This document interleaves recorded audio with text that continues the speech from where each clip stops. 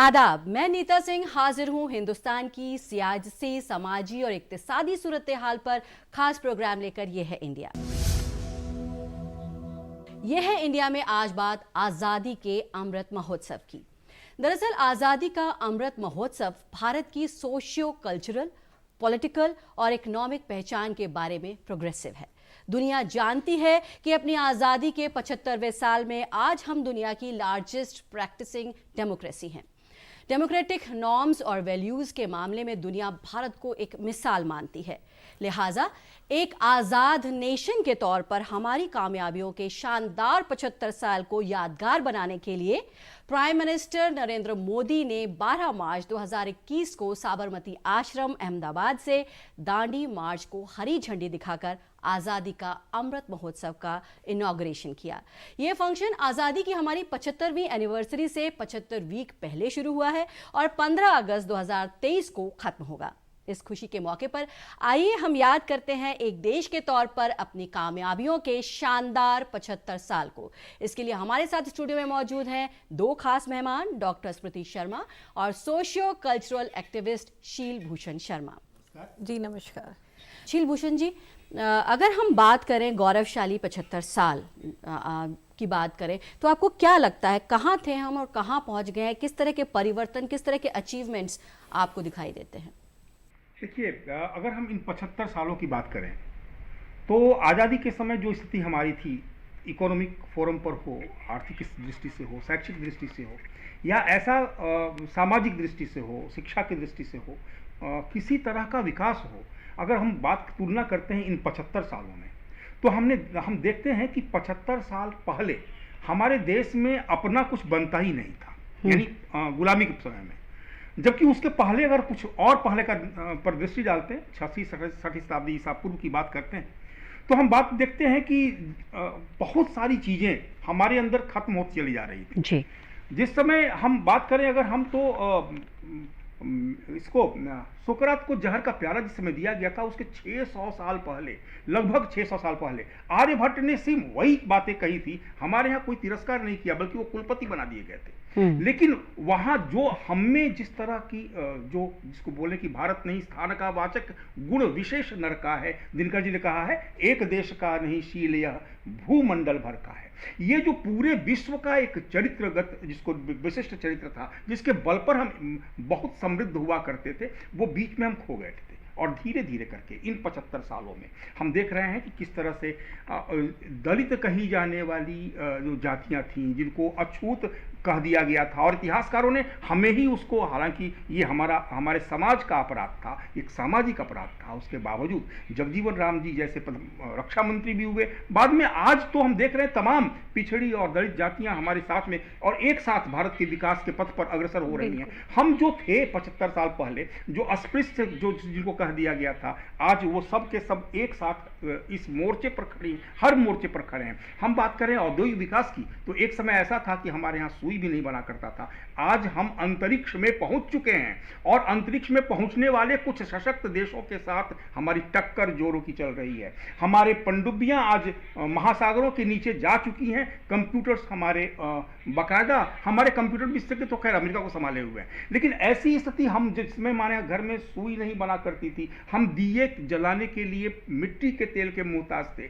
आज हम लगभग आसपास के देशों में, जो हमारे पड़ोसी देश हैं, वहाँ हम बिजली के संयंत्र भेज पा रहे हैं और भेजने की दिशा में अग्रसर हो गए हैं। जहाँ हमारे पाठ्यक्रम कहा जाता था कि हमें पढ़ना ही नहीं आता, हम किसी लायक नहीं है, आज विश्व में हर जगह जहाँ भी डॉक्टर्स होंगे, जहाँ इंजीनियर्स होंगे, हम जानते हैं कि भारतीय ही, या कंप्यूटर विशेषज्ञ होंगे, भारतीय ही वहाँ पहुँचे हुए हैं। इन 75 सालों में हमारे देश ने विश्व को दिया, खुद को खड़ा किया, और साथ ही खुद को, जैसे अभी आपने बात किया कोविड की बात चल रही थी, महामारी की, तो हमने वैक्सीन बांटे। न केवल हमने अपने लोगों को दिया, बल्कि हमने जो मजबूर असहाय देश थे, जो लाचार देश थे, जो इसको बना नहीं पाते थे, खरीद नहीं पाते थे, हमने उनको दिया, ये वैक्सीन दिया। आज हमारा सामर्थ्य इतना है कि विश्व का लगभग अधिकांश देश, विश्व के सारे देश हमें हमारी ओर देख रहे हैं, हमारी ओर इसलिए देख रहे हैं कि हम उन्हें कुछ दे सकें, और आज हम उस लायक खड़े हो गए हैं। जिस समय 75 वर्ष पहले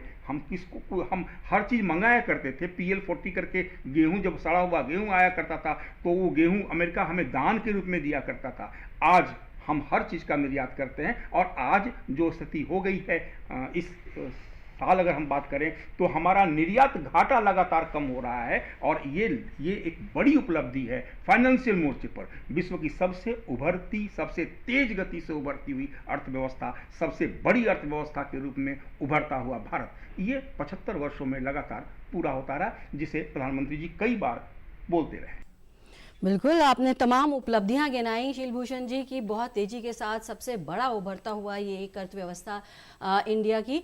और सही बात है कि जो अब काफ़ी चीज़ें हर फील्ड में लगभग इंडिया जो है अब इंडिजिनसली चीज़ें बनाने लगा है। अगर हम बात करें INS विक्रांत की, तो वो करियर शिप बनाया जा रहा है, तेजस इंडिजिनसली बनाया गया है डिफेंस की फील्ड में। तो हर फील्ड में तरक्की कर रहा है, डेवलप कर रहा है इंडिया। स्मृति जी, अगर हम हेल्थ सेक्टर की बात करें, हेल्थ सेक्टर में पिछले 75 सालों में किस तरह का डिफरेंस आप पाती हैं? देखिए, आज सबसे बड़ा एक डेवलपमेंट जो आप सबको भी दिखाई देता होगा कि आज लोग मॉर्निंग वॉक करने निकलते हैं, योगा करते हैं। एक देखिए, एक अलग सा ही एक सबके अंदर एक मोटिवेशन आ गया कि हमें अपने को एक जागरूक बनाना है और कैसे कि हमें स्वस्थ रहना है। एक मूल मंत्र सा सबके दिमाग में बैठ गया। तो आज पार्क्स में देखिए, जिम में देखिए, या कहीं भी आप देखिए, लोगों के अंदर एक अपने आप ही एक जागरूकता आ गई। तो लोगों ने अपने प्रयास करने शुरू कर दिए, घर में भी योग को और आयुर्वेद को सबने इंक्लूड करना शुरू कर दिया। इससे क्या होता है कि जितने भी आपके अंदर की जो 1 घंटा जो आप लोग टाइम देते हैं सब अपने लिए योग के लिए, तो उससे क्या होता है, आपका विचार जो है वो एक अच्छी दिशा में जाते हैं। जब हम इन सब चीज़ों को करते हैं, सकारात्मक दृष्टिकोण की बात करते हैं, तो ये योग है या आयुर्वेद है, इनको फॉलो करते हैं तो एक वही दृष्टिकोण डेवलप होता है। और आज आप योग के लिए देखिए, पूरा विश्व जो है भारत को जो है योग गुरु माना जाता है। 21 जून को हम लोग योगा डे मनाते हैं। तो ये एक बहुत बड़ी उपलब्धि है कि वहाँ पे UN में जाके हमारे प्रधानमंत्री जी ने इसको योग को जो है एक वो योगा डे के लिए बना दिया 21 जून को। तो आज भी हमारे यहाँ 21 जून को भी देखिएगा कि इतना बढ़िया वैक्सीनेशन ड्राइव चलाई गई, जगह जगह सब लोगों ने योगा का एक पूरा शिविर लगाए गए, और सब लोगों के अंदर एक जागरूकता फैली कि कोविड वैक्सीनेशन, केवल कोविड महामारी को, जो ये महामारी है, केवल वैक्सीनेशन ही बचाव नहीं है, आंतरिक सुरक्षा भी इसके लिए बचाव करना आवश्यक है। उसके लिए योगा का जो है साथ में अपने जीवन का उपांग होना बहुत आवश्यक है। तो आज हम उस दृष्टि से देखें तो लोगों ने अपने घरों में भी, सबके घरों में आप देखिए लोगों ने शुरू कर दिया। सब लोग प्रैक्टिस करते हैं प्राणायाम की, ये जितने भी इसके सूर्य नमस्कार आसन हैं, ये सब चीज़ें करने लगे। हमारे प्रधानमंत्री जी भी इसमें बहुत उनकी भूमिका रही है। तो उस पे देखिए तो भारत का एक सोच बदली कि हमें अपने हेल्थ सेक्टर में अपने को इम्प्रूव करना है। तो धीरे धीरे एक सिस्टम को डेवलप किया गया जिसमें integrated system of medicine start किया गया, जिसमें एलोपैथी के साथ में आयुर्वेदिक, यूनानी, होम्योपैथी सारी विधाओं को जो है एक प्लेटफॉर्म दिया गया कि जिस तरीके से आपको मरीज को ठीक करना है, उसको बिल्कुल हमें इलनेस से वेलनेस की ओर ले जाना है। तो एक इंटीग्रेटेड सिस्टम को एक मैसेज मिला कि कोविड के टाइम में भी कि आप किस तरह से अपने आप को स्वस्थ रख सकते हैं। क्योंकि कोविड का ये जो पेंडेमिक था, इसमें बहुत सारी चीज़ें समझ में आई। केवल देखिए, केवल ICU तो सबके लिए अवेलेबल नहीं हो पाए थे, है ना, हॉस्पिटल में बेड नहीं मिल रहे थे। उस समय बहुत सारी चीज़ें ऐसी थी आयुष मिनिस्ट्री की ओर से कि जो गाइडलाइन दी गई थी कि उस समय कि आपको कौन से काढ़े बना के पीने हैं घर में, जो आपके किचन में ही सब चीज़ें हैं। और उसके साथ साथ में जो प्राणायाम के ऊपर जोर दिया गया, ब्रीदिंग एक्सरसाइज के लिए जोर दिया गया कि इनसे आपका जो लंग्स हैं वो सब चीज़ें, वेंटिलेशन प्रॉपर होगा।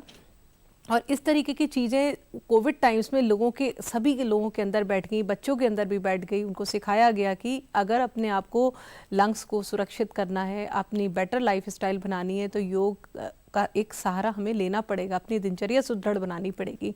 तो इस तरीके से अगर हम 50 सालों का टाइम देखें, जो गुलामी का एक समय था और आज के समय में बहुत परिवर्तन आया, लोग आज हेल्थ के लिए अपने बहुत जागरूक हो गए हैं और फिटनेस के लिए काफ़ी मुझे अच्छा लगता है कि आपने सोशल मीडिया पे भी देखिए लोगों ने ब्लॉग्स डालने शुरू करे, अपने वीडियोस फिटनेस के बनाने शुरू करे। तो ये सब चीज़ें जब देखते तो एक मीडिया जो है, सोशल मीडिया इसमें बहुत इम्पॉर्टेंट रोल प्ले किया, जिससे आम जनता जो सोशल मीडिया के साथ जुड़ी थी, जो लोग नहीं भी जुड़े थे, उन सब के अंदर भी एक समझ में आया कि हमें अपने स्वास्थ्य का रक्षा कैसे करनी है, ये सब चीज़ें। तो डेवलपमेंट हर फील्ड में हो रहा है, चाहे वो इकोनॉमिक हो, हेल्थ सेक्टर में हो, हर जगह हो रहा है। शीलभूषण जी, 6-7 महीने हो चुके हैं, 75 सप्ताह का ये जो हमारा 75वीं वर्षगांठ है, उससे पहले एक प्रोग्राम शुरू हो चुका है। तो आप किस तरह से देखते हैं, कितना सफल रहा है, क्या कुछ अभी तक एक्टिविटीज़ हुई हैं? देखिए, कला संस्कृति मंत्रालय ने लगभग 7,000 से ऊपर लगभग कार्यक्रम कर लिया है।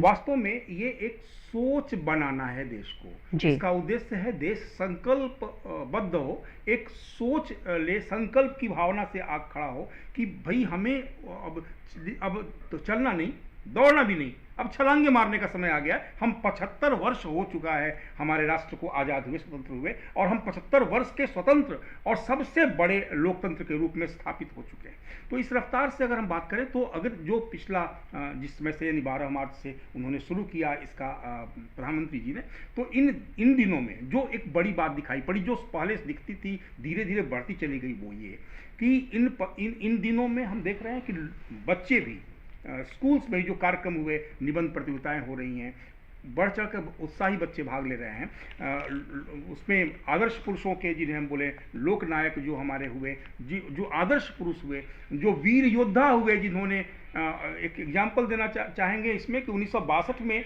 भारत चिल्ला रहा था कि चाइना से बचाओ। आज चाइना हर जगह घूम घूम कर कह रहा था कि नहीं नहीं, भारत से बचाओ, भारत मेरी जमीन छीन रहा है।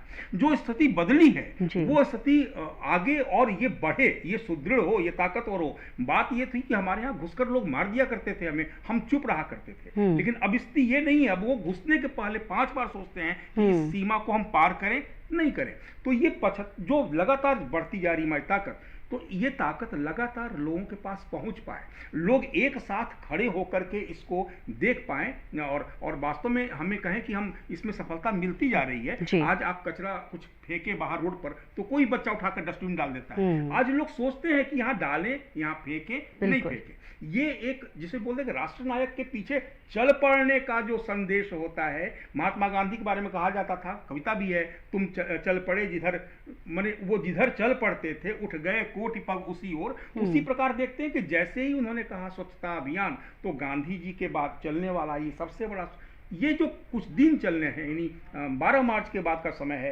अब लोगों के मन में ये बात आने लगी है कि हमें संकल्पबद्ध होकर के आत्मनिर्भर भारत और विश्व में सर्वश्रेष्ठ भारत का निर्माण करने की जो संकल्प शक्ति है हमारी, वो हमारी जागृत होनी चाहिए। तो इन दिनों में जिस तरह से कार्यक्रम बनाए गए, वीर योद्धाओं का, वीर नायकों का, सैनिकों का सम्मान करना और उनके प्रति लगातार आदर का भाव बढ़ाना, हम भूल चुके थे कि हमारे भी नेपोलियन के समान हमारे यहाँ भी बहुत सारे सेना नायक हुए हैं। धीरे धीरे उनका स्मरण कराना, और हम जानते हैं कि जो कार्यक्रम सरकार ने लिए हैं, जो सामाजिक संगठनों ने उठाए हुए हैं, जो राजनीतिक और गैर राजनीतिक संगठन उठाए हुए हैं, उनके माध्यम से लगातार ये प्रयोग सफल हो रहा है और धीरे धीरे भारत एक सशक्त और एकात्म होता जा रहा है। एक सूत्र में बंधा हुआ था, आज वो दृढ़ता बढ़ती जा रही है। जी, शीलभूषण जी, जैसा कि आप कह रहे हैं कि भावना बदलनी चाहिए, सोच बदलनी चाहिए, और जनमानस जो है वो अगर एक्टिवली पार्टिसिपेट करेगा तो चीज़ें बेहतर हो सकती हैं। यही आपने भी कहा डॉक्टर स्मृति की हेल्थ के प्रति भी लोगों की अब जो सोच है वो बदल रही है, और अगर जनमानस की सोच बदलेगी तो चीज़ें कुछ अकम्प्लिश करना आसान हो जाएगा। उनको ज़बरदस्ती करवाने की ज़रूरत नहीं रहेगी और वो खुद से इन सब चीज़ों को फॉलो करेंगे। बिल्कुल। डॉक्टर स्मृति, अगर हम बात करें कोविड से फाइट करने में, तो आपने कहा काफ़ी सफल रहा इंडिया, लेकिन ये कहा जाता है कि कोई भी देश तभी डेवलप्ड हो सकता है या जब तक कि उनका गांव डेवलप्ड ना हो वो सफल नहीं हो सकता, डेवलप्ड नहीं हो सकता कोई भी देश। तो गांव-गांव में किस तरह से हेल्थ को लेकर के प्रोग्राम चलाए जा रहे हैं, किस तरह से इम्प्लीमेंट किए जा रहे हैं, क्या योजनाएं हैं, गांव वाले क्या खुद आके इन योजनाओं का लाभ ले रहे हैं या उनमें किसी तरह का डर है, कहाँ तक हम उसमें सक्सेसफुल हो पाए हैं? देखिए, जो इस समय का टाइम है, कोविड के टाइम में बहुत सारी जगह पे आपने देखा कि वैक्सीनेशन ड्राइव चली। पहले तो सबसे इम्पॉर्टेंट था कि देश को सुरक्षित करना कोविड से। अब कोविड से हमने काफ़ी हद तक सफलता प्राप्त कर ली। अब इसके साथ साथ में जो छोटे बच्चे होते हैं, जो 0 से लेके आगे तक के बच्चे हैं, 12 साल तक के बच्चे, उसमें गवर्नमेंट के इम्यूनाइजेशन शेड्यूल्स हैं। उसके लिए हमारे यहाँ के स्वास्थ्यकर्मी हैं, महिला स्वास्थ्यकर्मी भी हैं और उसमें जीएनएम्स वगैरह भी हैं। इनको एक पूरा एक योजना, कार्य योजना बनाई जाती है। इसके साथ साथ ये लोग अपना हर क्षेत्र में जाते हैं। पूरे भारतवर्ष में ही ये योजनाएं चल रही हैं कि वो सब बच्चों को और गर्भवती महिलाओं का टीकाकरण कार्यक्रम कराया जाता है, जिससे कुछ जो जरूरी जो एक नेशनल हमारा इम्यूनाइजेशन शेड्यूल है उसमें कई सारी बीमारियों का डिस्क्रिप्शन है, उनसे बचने के जो है टीके बच्चों के लगाए जाते हैं। साथ साथ में जब तक सुरक्षित मातृत्व नहीं होगा, जब तक सुरक्षित संतान उत्पन्न नहीं होगी, तो गर्भवती महिलाओं के लिए शुरू से ही जो उनकी जो एंटीनेटल केयर होती है उसके लिए भी हम लोगों को सबको, स्वास्थ्य कर्मियों को गाइडलाइंस हैं, उनको पूरा एक 9 मंथ्स तक के लिए उनको पूरा एक प्रोटोकॉल दिया जाता है। उनके सारे टेस्टिंग से लेके सब कुछ, उनका एनीमिक लेवल, उनका वेट मैनेजमेंट, उनकी जितने भी प्रेगनेंसी के जो फर्स्ट ट्राइमेस्टर, सेकंड ट्राइमेस्टर में जो जो चेंजेस हैं उनको जागरूक किया जाता है। इसके साथ साथ ही प्रधानमंत्री ने बहुत अच्छी योजना उन महिलाओं के लिए भी कराई है जिनके प्रथम संतान है, होने वाली है, तो उसके लिए उनको अकाउंट में ही उनके जो है महिलाओं के 7,000 रुपये डाले जाते हैं। तो ये एक बहुत अच्छी बात है कि जो गांव में ऐसी महिलाएं हैं जिनको इतनी फाइनेंशियल कंडीशन ठीक नहीं है, उनको सरकार की ओर से एक योजना मिल रही है जिससे वो अपना ऊपर के जितने भी खर्चे हैं, अपना सुरक्षित मातृत्व के लिए जो भी उनका वो है, वो उससे अपना निर्वाह कर सकती हैं। इसके साथ साथ ही जब बच्चा पैदा होता है उसके बाद का सारा एक इम्यूनाइजेशन का पूरा शेड्यूल है, जो वहाँ पे गांव-गांव में जाके एएनएम बहन जी, जो हमारी आशा वर्कर हैं, आंगनवाड़ियाँ हैं, ये सब उनको मुहैया कराती हैं। पूरा इम्यूनाइजेशन का शेड्यूल, पूरा उनका जितना भी कवरेज है, जितना भी पोस्ट जो डिलीवरी के बाद जो गर्भवती स्त्रियों को जो भी हम देते हैं ट्रीटमेंट, वो सारा भी, आयरन की टैबलेट्स हैं, कैल्शियम की टैबलेट्स हैं, वो सब भी उनको देते हैं। उनको स्तनपान की जानकारी दी जाती है। तो इस तरीके से पूरी एक कार्य योजना बनाई जाती है। तो अर्बन में, रूरल में, सब जगह इस तरह से इम्प्लीमेंट होता है। इसके साथ साथ ही जब बच्चे उनके बड़े होने लगते हैं, स्कूल गोइंग बच्चे होते हैं, तो जितनी भी सरकारी स्कूल है वहाँ पे भी हम लोग हेल्थ कैंप्स कराते हैं। वहाँ पे भी जाके उनको डिवर्मन की टैबलेट्स होगी, एल्बेंडाजोल है, या उनके जो प्राइमरी हेल्थ चेकअप होते हैं वो सब भी हम लोग करते हैं। डेंटल चेकअप से लेके आई टेस्टिंग कैंप्स, ये सब हम लोग उन सब के लगाते हैं। तो ये सब हमें गवर्नमेंट की ओर से ही हमें प्रोवाइड करी जाती हैं। इस समय का आप टाइम देखेंगे कि जो सब जगह ये जो कोविड तो अभी चल ही रहा था, साथ साथ में डेंगू, मलेरिया, ये सब के भी केसेस आने लगे। तो इसके लिए भी सरकार की ओर से एक पूरी गाइडलाइन बनाई गई। तो जितने भी माइक्रो लेवल पे प्लान्स बनाए गए, माइक्रो लेवल पे, जिसमें जितने भी सेक्टर, एक संकल्पना की गई कि सेक्टर वाइज जो है कहाँ क्या क्या एक उसको कैसे इम्प्लीमेंट करना है। तो स्वास्थ्य कर्मियों के साथ साथ में और भी जो साथ के जो लोग थे, संस्थाएं थी, वो भी जुड़ी। एक प्रोटोकॉल तैयार किया गया कि इनको कैसे प्रिवेंशन करना है, डेंगू से, मलेरिया से कैसे प्रिवेंशन करना है। उनकी किट्स भी बनाई गई, जगह जगह क्लोरीन की टैबलेट्स हैं या फॉगिंग मशीन्स हैं, इनके स्प्रे हैं, जिनसे हम सबको बचाव किया जा सके। क्योंकि केवल कोविड से ही मौतें नहीं होती हैं, ये भी, डेंगू भी अपने आप में एक बहुत वैसी बीमारी है जिसको हो जाता है तो उसको पता चलता है कितनी परेशानी बनती है। तो उसके लिए आसपास के घरों के सर्वे कराए जाते हैं। 100-100 घरों का, एक जगह अगर केस निकलता है तो उसके 100 घरों का सर्वे कराया जाता है। इतनी मेहनत हमारे सब स्वास्थ्य कर्मी करते हैं, एक एक जगह जाके उनको पूछना कि आपके यहाँ क्या है, प्रॉब्लम है, फीवर चेक करना, वहीं पर उनको पूरी किट देना, ये सब एक ग्राउंड लेवल पे काम होता है। ये सब चीज़ें ऐसी होती हैं कि मतलब स्वास्थ्य कर्मी को पूरे समय जो है इसमें इस समय तो छुट्टी भी नहीं मिल रही है, इतना ज़्यादा इस लेवल पे काम हो रहा है। और ये सब चीज़ें इसीलिए कि स्वस्थ भारत का विकास हो, स्वच्छता होगी तो स्वस्थ भारत भी बनेगा। और जो बात कही गई है कि लोगों की सोच जो है बहुत ज़रूरी है बदलने की। पहले तो ये सब होता था ना कि सरकार करेगी, है ना, या वहाँ का जो जिलाधिकारी है या जो वहाँ के जो लोग हैं वो सब करेंगे। लेकिन जब तक हमारी अपनी सोच नहीं बदलेगी ना, हम अपने घर को स्वच्छ रखें, अपने मोहल्ले को स्वच्छ रखें, अपने सेक्टर को स्वच्छ रखें, तभी तो हम किसी भी इससे एपिडेमिक से या पैंडेमिक से बच सकते हैं। क्योंकि ये सब चीज़ें, ऐसा नहीं होता कि केवल एक वायरस के आने से, बहुत सारी चीज़ें, हमारा इम्यून सिस्टम भी इसमें कहीं ना कहीं डाउन हो जाता है। जब हम गंदगी में रह रहे होते हैं, गंदा पानी कहीं मिल रहा है या कुछ है, तो कुपोषण जनित बीमारियां बहुत सारी हो जाती हैं। तो एक सोशल, एक हम लोगों को दूसरों को, अगर हमें कोई चीज़ पता है तो हमें दूसरों को भी इस चीज़ को कम्युनिकेट करना चाहिए। जब हम लोग आपस में बैठते हैं, ऐसी संगोष्ठियाँ होनी चाहिए जो हम लोग प्रोग्राम्स अपने करते हैं ना, सोसाइटी वाइज भी या गांव में भी, तो इस तरीके की स्वास्थ्य से संबंधित संगोष्ठियाँ भी करनी चाहिए, जिससे एक अवेयरनेस लोगों को रहे कि हमें अब आगे अपने हेल्थ के लिए क्या क्या करना है। और कोई भी परेशानी हो तो वो अपने निकट के जो भी स्वास्थ्य केंद्र हैं, वहाँ पे सब पूरी सुविधाएं हैं, वहाँ पे जाके संपर्क कर सकते हैं। जी बिल्कुल। और प्रधानमंत्री ने भी जब इनॉग्रेशन किया था आज़ादी के अमृत महोत्सव का, तो उन्होंने कहा था कि मैं इनवाइट करता हूँ कॉमन पीपल को कि आप एक्टिवली इन्वॉल्व हों, मैं इसके लिए आपसे निवेदन करता हूं। तो शायद यही एक ज़रूरत है सोच बदलने की, इसी के ज़रिए शायद सोच बदलेगी एक कॉमन इंसान की, और वो एक्टिवली इन्वॉल्व होंगे और तभी देश और तेज़ी के साथ प्रोग्रेस कर सकेगा। शीलभूषण जी, आपसे एक कंक्लूडिंग रिमार्क चाहेंगे कि आप क्या कहेंगे इस आज़ादी के अमृत महोत्सव को लेकर के? देखिए, आज़ादी का अमृत महोत्सव ये महोत्सव है, उत्सव है। भारत उत्सव धर्मी देश रहा है। हम हर बात के लिए एक उत्सव मनाने का एक बहाना खोजते हैं, और उत्सव का मतलब सामूहिक, उत्सव का मतलब घर का नहीं। पर्व होता है, व्रत होता है जो इंडिविजुअल होता है। एक पूरा का पूरा समाज समष्टिगत रूप से अगर हम एक साथ समवेत मनाते हैं तो उसको बोलते हैं उत्सव, और ये महोत्सव के रूप में मनाया जा रहा है। हर व्यक्ति ये संकल्प ले कि आने वाली, यानी जिस समय हम 100 वर्ष के पूरे होंगे, वैसे अगले साल हम पूरा होकर रहे हैं 75 वर्ष अपना, जिस वर्ष 100 वर्ष पूरा होंगे तो ये जो विश्व के सारे देश हैं उनसे हम 100 वर्ष आगे निकल जाएंगे। इसके लिए हमें एक साथ प्रयास करना है, बिना लड़े प्रयास करना है, बिना एक दूसरे की टांग खींचे प्रयास करना, और एक साथ अगर हमने कंधे से कंधा मिला लिया तो निश्चित रूप से हमारा भारत वैसा होगा जैसा कभी हम सोचते थे कि था।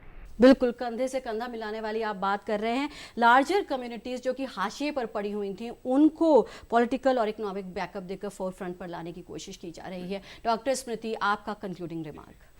देखिए, अपने भारत देश को अगर हमें सतयुगी बनाना है तो अपनी सोच हमें सकारात्मक रखनी है, और हमें उन सभी चीज़ों को जो है समझना पड़ेगा। जैसे हम अपने घर में रहते हैं ना, उसी तरीके से हमें समग्र अपने भारत देश के प्रति वही प्रेम रखना पड़ेगा, तभी हम हर चीज़ों को अच्छी तरीके से कार्यान्वित कर सकते हैं।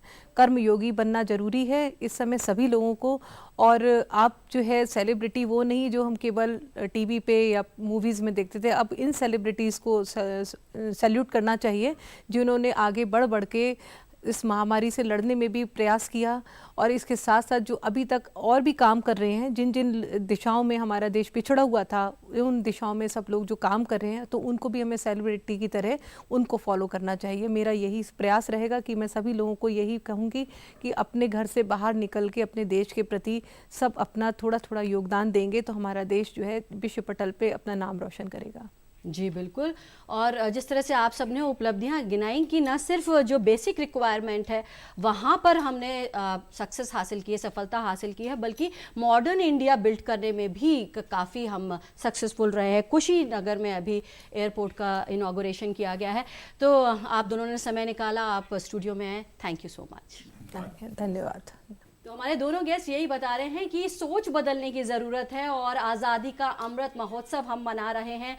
और जैसा कि प्रधानमंत्री ने भी कहा है कि आप सब जुड़िए इस महोत्सव के साथ, सब कंट्रीब्यूट कीजिए, और शताब्दी वर्ष जो होगा उसमें इंडिया एक बहुत ही पावरफुल कंट्री के रूप में उभरेगा। हमारी इस खास पेशकश में फ़िलहाल इतना ही। हमारे इस प्रोग्राम में आप भी अपनी राय भेज सकते हैं। इसके लिए हमारा ईमेल आईडी है ddurduspecials@gmail.com। आप हमारी पूरी टीम को दीजिए इजाजत। आदाब।